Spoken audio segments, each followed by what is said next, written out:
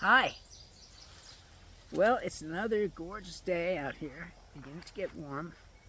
So I thought I'd come out and make a video out here. So I've got a couple things I want to talk about today, and the first one is human behavior. Now, why is this important? Because it kind of helps us understand things. Now, I don't normally like to bring up psychologists, but in this case I'm going to. Because there's something called the Dunning-Kruger effect, which is about two psychologists who discovered something about human behavior. And what they discovered was that when you start out to do anything, let's say you want to play the guitar, you go out and you buy a guitar and you buy books, and maybe you take a few lessons and you're very excited and optimistic, and therefore you start playing. And as you play, your fingers start to hurt, okay? And you're just not getting what you wanted out of the guitar because you're not ready for it, maybe, okay? And so you start to fall into the Dunning-Kruger hole. Now, this is true of spiritual work as well. You start out very excited and optimistic, naively optimistic, some might say. And you start doing the practices and the chanting and so on and so forth. And at some point, you start to think, well, I'm not getting anything out of this chanting. I'm not getting anything out of this meditation. I'm not feeling the bliss I'm supposed to be feeling. Therefore, I quit. And you fall into the hole. And if you can crawl out of the hole, you can start up the slope of enlightenment. And there's steps along the way to get you where you need to go. Okay? Well, that's just the way the Dunning-Kruger thing works. Okay? It's like you go up one slope and you fall down another one, and then you start going up the other slope. Okay? Anyway, the point is that is how human behavior works. It doesn't matter what you're trying to do, that's how it works. And in order to get through the Dunning-Kruger hole, you have to just not quit. That's it. Okay? But quitting is very attractive at that point in time. But there is a way not to have to go through any of that, and that is to accept that you are a soul. Because although practices are good, meditation is good, and so on and so forth, it's not going to do it. Because, I love meditating. Meditating is great. I get a lot of bliss from it because I'm awakened.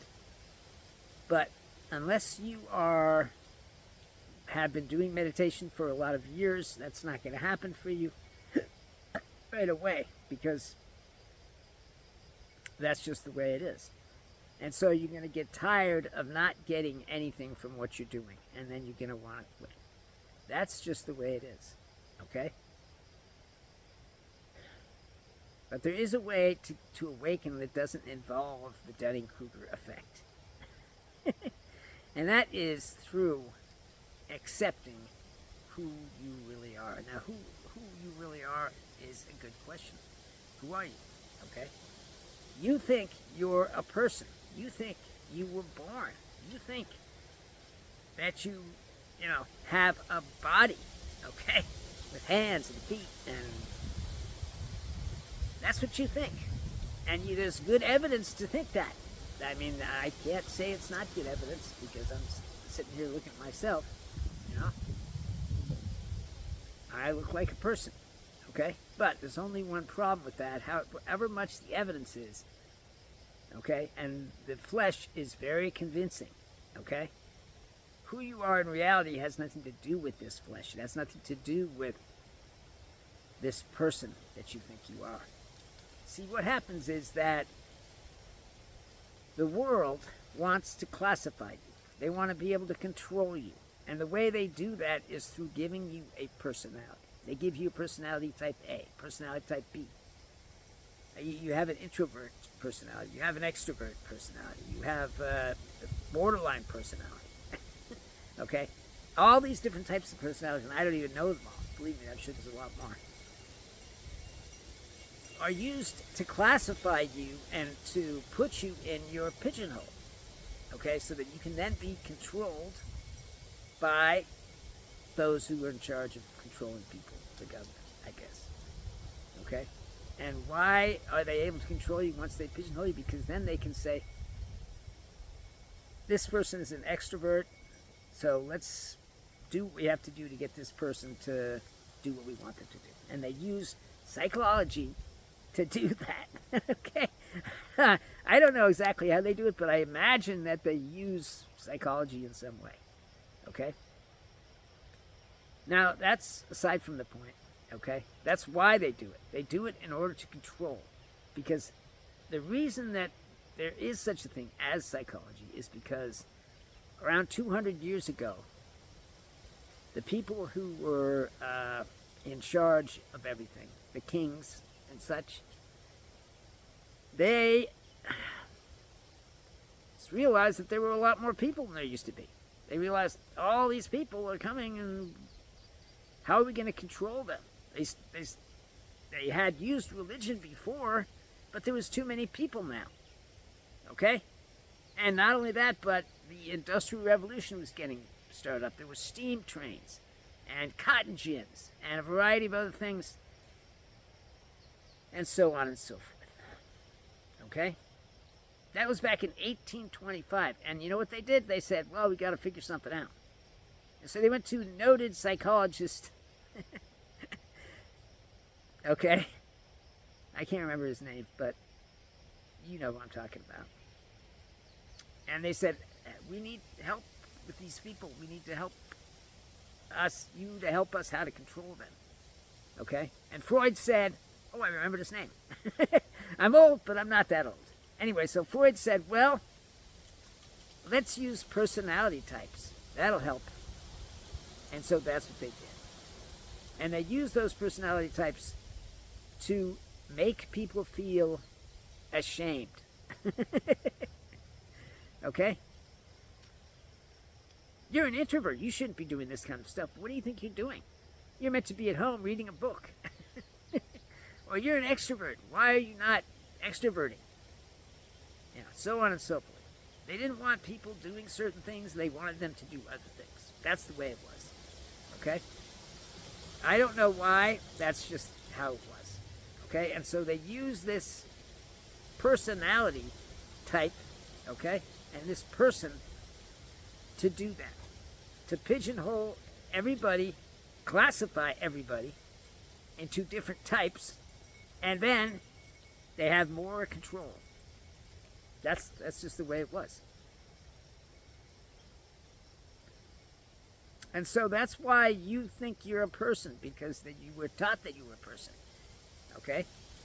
From childhood up, you were taught that you are a person, and you have a personality type. Okay? I know it's crazy, isn't it? But that's the way it is. And because of this, you think you're in you think you're a body. You think that your body is you. You think that this body is you. Okay? Which is incredibly convincing. Oh yeah, this body is me. I can feel my hands and I can touch my arms. This is me. This is all me. Okay? But the fact of the matter is that you are not a body or a person or a personality type. You are a soul. Now, you can debate that as long as you want, and by all means do so. But that is what you are. And the way you know you're a soul, the way you can feel that soulness that's within you is by going into nature. And when you go into nature, you can connect with nature. Okay? Because when you go into nature and you see the incredible trees and the incredible life that's around you, it stops your thinking just for a moment, or more than a moment. And at that moment, you can feel this incredible feeling That's your soul. That feeling is your soul. And that's the same feeling you get when you look into the eyes of your beloved pet. When you pay attention to any one thing, it stops the thinking. Have you ever been on a roller coaster ride? I'm sure you have. Everybody has, right? You can't think about anything on a roller coaster ride except the fact that you're going really fast and you're, experiencing G-forces, right? That's what happens on a roller coaster ride. And there's no time to think. It's too much. And your mind shuts down. And your ego stops making thoughts. Because that's who's making the thoughts. You're not making the thoughts because you are asleep. Because you are a soul. The soul is not in charge. The ego is. And as long as you think you're a person, then that is going to be the way it is. So, by doing something that takes thought away, we can experience our soulness. And we can experience the love and joy and peace that God has for us. When you're in the forest and you're not thinking and not judging and not saying, oh, that's a maple, that's an oak, that's a garbage tree, that's judging. When you identify something in the forest, you're judging it. But when you don't do that, when you just look at the incredible trees and the incredible bushes and the incredible life that's around you, it stops your mind, okay? And then you start to feel God. And that part of God that you're feeling is your soulness, okay? Now, I don't expect you to stay in the forest all day. You could go get a flower in a pot that's alive and put that on your desk at work and just pay a little bit of attention, because the thing is with awareness is that we have this coin, and the coin is attention. And if you put all your attention, if you pay all your attention to your thoughts, which you do, okay, then you have none left over for anything else, like spiritual awakening. This coin, this attention that we pay, okay, to our thoughts and to various other actions that we're doing, okay, which are thought-based. I'm sorry, I'm laughing a lot, but that's just the way it is. Anyway, the point is, by paying attention to anything aside from something that's alive, okay, you're missing out on what God has for you. You can pay attention to your dog. You can look into your dog's eyes and just pay attention to him. Don't judge him or her, even if you don't have a dog. If you have a cat or a rat, it doesn't matter. Look into a living being's eyes, okay? And you'll feel the soulness connecting with his soulness. Because everything has a soul, even the grasshopper and the worm. Because God made all of this through sending down souls. Okay, yes, evolution happened, and that's why we have these bodies, and so on and so forth. But from the beginning, God has been sending souls when there was nobody that could think. Okay? Billions of years, God has been sending souls down here, which are a part of him. He takes a part of himself, a little tiny bit of his light, and he makes it into a soul. And he sends it down to earth to experience this material universe. And this material universe is what we are in. We cannot be in any other universe, but we can experience the formless dimension by stopping the thinking. Okay? We can't go to the formless dimension, but we can go into the now. And when we go into the now, that's because we have stopped thinking. Now, I've heard scientists say, oh, there is no such thing as now because it's a tenth of a millisecond in the past. So anything you think is now is really a tenth of a millisecond in the past, or whatever it is, okay? Because our brain takes a long time to process the information before it lets us see anything. know anything. So there is no such thing as now because it's all 10 milliseconds in the past. So what you're seeing and hearing and feeling is 10 milliseconds in the past. Okay, which is fine. That's the scientific point of view. My point of view is I am in the now. Okay? And I can feel God in the now. Okay? God's love, God's peace, God's joy, God's wisdom, God's creativity. All that stuff comes out of the formless dimension and can only be felt in the now. And that's what I want you to feel. That's why I'm making these videos, okay? Because I want you to feel what I feel. Like Peter Frampton's song. Maybe you don't know who Peter Frampton is. Look him up on YouTube, and the song is called Feel What I Feel. But that's what I want you to feel. I want you to feel God's love. I want you to feel God's joy. I want you to feel His peace. And that's why I'm making these videos. Because I don't know any other way to get this message across to anyone except this.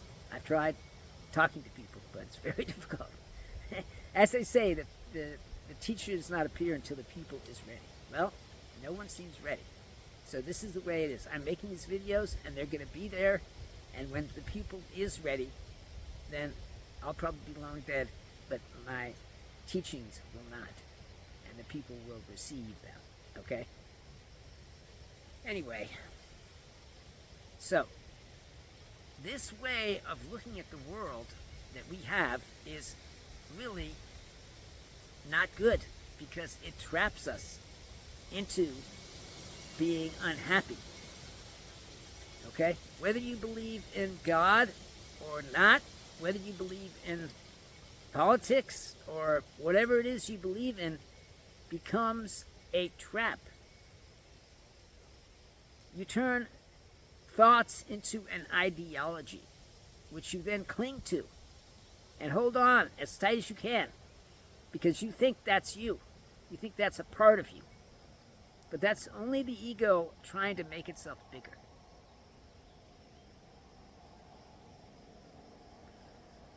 Now, so how do we get out of this trap? Well, you can meditate and you can feel the chi in your body, which I've taught you how to do on this channel, and I'll be happy to teach you again. All you have to do is leave me a comment, and I'll teach you on the next video. Sorry about that. But the main thing to try and understand here is not to do meditations or chanting or anything else, or playing a sitar, or whatever else you might think is spiritual. It's accepting who you are. That's it. That's the whole game. And we do that by feeling our soulness. And we do that by looking into the eyes of a beloved pet. Looking into a flower and just paying attention to a flower. And the life that's in that flower is part of God. And when that life reaches out to your soul, you can feel it. Okay? Maybe you live in the woods like I do. Okay? And you can go out whenever you want and be in the woods and enjoy that feeling. Okay? Or maybe you live in a city and the woods are not something that you have access to. Even if you look out your window and you see, like, say, Central Park, and you can see a tree, if you pay attention to that tree, which is not something you're doing to reach out to it, you're simply putting all of your attention into something living. And when you do that, then you will feel something coming back from the tree, even if it's miles away, because it wants that attention. It wants that feeling that it gets from getting attention, okay? Because it has no way of communicating with anyone. Neither do grasshoppers or anything else. And so, if you just give something, anything that's living, some attention, then you will feel something coming back from it. And that thing you're feeling is a connection to your soul. That's it. And that soul you can feel is who you are. Now you can say, oh no, I'm a man and I have a name. Okay, yeah, You have a name. I'm not saying you don't have a name, and I'm not saying that there's anything wrong with having a name. But that name isn't you. That name isn't who you are. You not only have a name, you have a last name. And that's not who you are either. And your face, that's not who you are either. We have been tricked by everyone into believing that this face, not mine, but everyone's, is who we are. And this name is who we are. But that's just not the case. It's a surface who. It's a surface I. When you say, I want to go to the bathroom, or I want to go to the store, or I want to do this, that's a surface I. That's saying I, and then you put your name after that, and so on and so forth, and that's who you think you are, but that's not who you are. That's the surface who you are. But underneath the surface is a vast ocean of love, and that is who you truly are. Look, I know this stuff is hard. I'm not trying to say it's not hard. It is hard. But you can just take incremental steps, like going into the woods, or looking at a flower, or looking at a tree across Fifth Avenue, okay? Or wherever you are, okay? There are parks all over the place, okay? And you can go to the park and just feel the life that is coming at you by just accepting what is. Accepting that you are in the park. Not judging the park, not judging the trees, not judging the people in the park, okay? Most of the time you can't really connect with people because they're busy thinking all of their attention is paid into the thinking. And so they have no attention left over for connecting with anyone, okay? Except for kids. You can connect with kids very good because they don't have the thinking yet until they hit 6. Okay? So, also, Down syndrome people or retarded people, they don't do any thinking either. So you can connect with them as well. Anyway, the point is that this whole thing is just a way to get past the dark night of the soul. Because the dark night of the soul is not where you want to be. Everyone thinks you have to go through the dark night of the soul. It's part of the Dunning-Kruger effect, but you don't have to. You just have to accept who you are. And the way to accept who you are is by feeling your soulness, which you can do in many ways. You can surf and connect with the life that's in that wave. You can ride a bike down a mountain. You could go snowboarding. You could get in a balloon.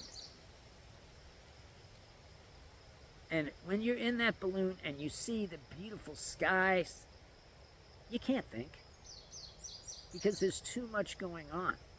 And your mind shuts down for a minute. And then you can feel the life around you, and you can feel your soul. So that is what you need to do if you want to wake up. Not meditate. I mean, meditating is good. I'm not saying anything wrong with meditation. If it helps you, then great. But just meditating isn't going to be enough. You have to accept what is.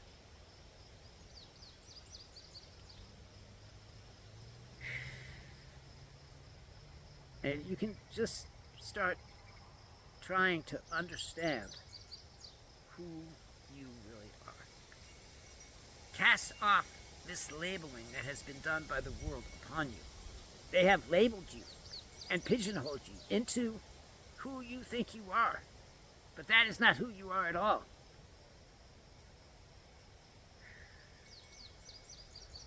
You are a limitless, immortal being that is part of God. And that when your time ends on this planet, you will return to the source, God. Whatever you call God is the same thing. The conscious collective, if you don't believe in God. And you will return and you will be part of that again, which is like being in heaven. Because you're with God and you're with the cosmic collective. cosmic consciousness collective.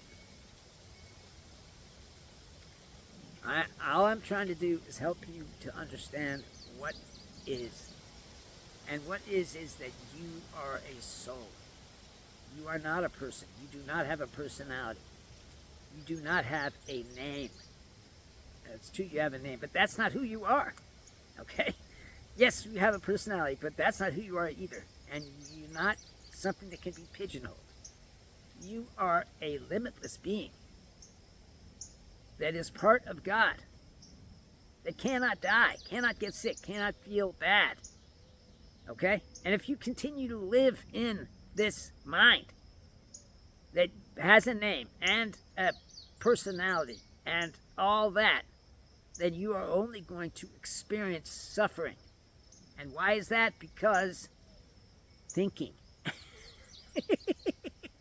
Thinking is what the problem is. Thinking is where the suffering comes from. You can look at anyone who is complaining, okay? They're complaining because they're unhappy. Or maybe they're just upset and they're pulling a Karen, whatever it is, okay? And they're not happy. And they're not going to be happy, because the more you fall into the hole of unhappiness, the deeper it gets. And there's no way out of it by sticking to who you think you are, because that's not who you are at all. You are a soul. You are an immortal being that is part of God.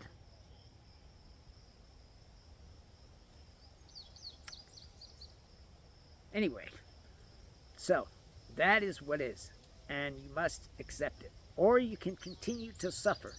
People have been suffering for millions of years because of thinking. That is what it is. And you think to yourself, oh, how could this have happened to me? Oh, I've been cursed by fate. Oh, blah, blah, blah, blah. And all this thinking only makes you feel worse, doesn't it? Yeah, of course it does. Because it's meant to make you feel worse. Why is it meant to make you feel worse? Because the thing that's doing the thinking, which isn't you, okay, wants you to feel bad. Because it needs you to feel bad so that it can feel good. I know that's a crazy thing, isn't it? But that's the way it is. And just allowing this thing, this ego, fake identity, to rule your life, which is what it does. All this thinking is coming from your ego. Now, many people would say, oh, the ego is just part of the mind, and therefore it's not a separate thing. Well, maybe so. But it is a separate thing because it is what is causing the suffering. Okay? Now, we can argue all day about whether or not the ego is a separate thing that's in your mind, or it's part of your mind, or whatever it is. But I know that when the ego shuts off because I am looking at a beautiful leaf or a gorgeous tree, then my happiness goes up. Okay? So if this thing is part of me, if this thing was meant to be, then why does my happiness go up when it shuts off? It doesn't make any sense. Therefore, I say it is not part of me. It's a program that has been running for millions of years. And that's not who I want to be. Is that who you want to be? I don't think so. I think you want to be an immortal, limitless being who is part of God. Because that is who you are. And as long as you think that you are a person with a personality, you're going to suffer. You're going to be unhappy. No matter what you achieve or attain in this life, whether it's money or fame or power, it's not going to be enough. You're still going to be unhappy. And so you're going to have to fill that unhappiness with something. Addiction, gambling, whatever it is, that's what you're going to have to do in order to feel better. And you know what? It's not going to work. There's only one thing that'll make you feel better, and that is to accept who you are. That will help you awaken. That will get you through this feeling of not being enough. You are enough. You just think you're not enough. because you think you're a person.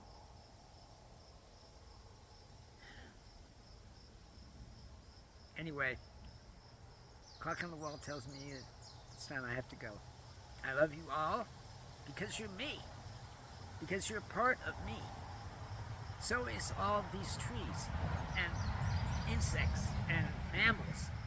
And everything that moves and lives on this earth is part of me, including all of you.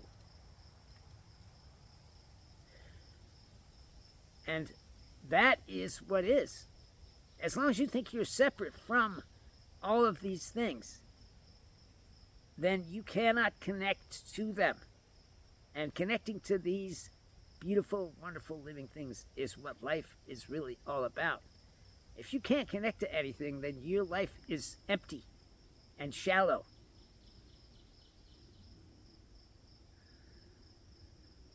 And obviously, you connect to your family and so on and so forth. But generally speaking, you need to connect to the living things of this world.